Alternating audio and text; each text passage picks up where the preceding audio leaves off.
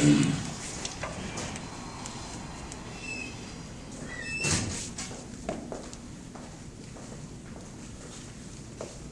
right. Thank you all for coming. You all know Rashad Taylor, State Representative, City of Atlanta. You know, I spent the last few days with my family and my friends and my pastor. I needed to sit down with them and tell them what I've come here to tell you and my constituents, and that is that I'm a gay man. Though this is not the time or the way that I wanted to come out, I feel actually very lucky, thanks to all the support that I've received from those people who are closest to me, many of whom are standing behind me today. As a black man, it can be a struggle to find acceptance within the community and at times within myself as well. But I'm proud of the man my mother has raised, and I make no apologies for who I am.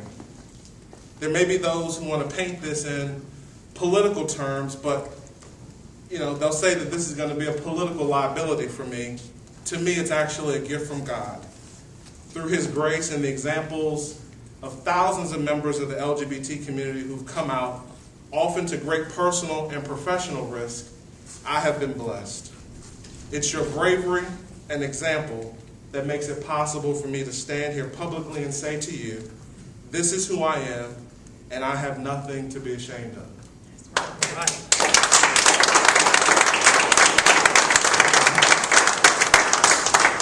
As many of you probably know, the impetus for this press conference was an email that was sent around the Capitol on yesterday and a few days ago. The gentleman who wrote the email is the former partner of the person who I'm now seeing, and he hoped that he would humiliate and embarrass me by sending this email. And he makes two specific allegations that I'd like to talk about right now. The first allegation is that I am gay. As I said before, I make no apologies for who I am, and my only regret is that I denied for so long an essential part of who I am as a person. Second, he alleges that I somehow improperly used my office. While I don't pretend to understand exactly what he's talking about, I have nothing to hide. These allegations are absolutely and utterly false. I want to say one more thing on a very personal note.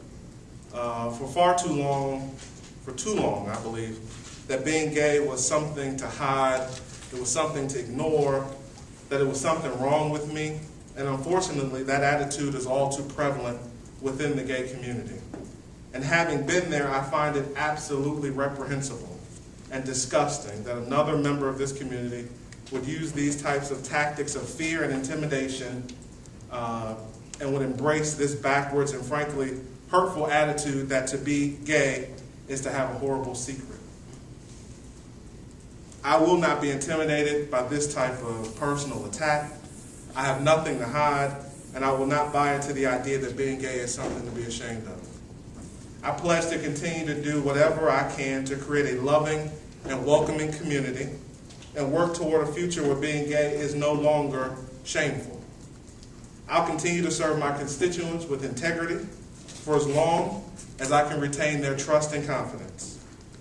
I want to thank you all for coming out today in the media. I want to thank my family and friends for being with me today. It really means the world to me to have my colleagues and my friends standing with me.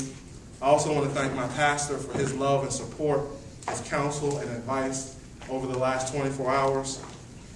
But most of all, I really want to thank my mom for accepting me and loving me for who I am. I love you, Mom.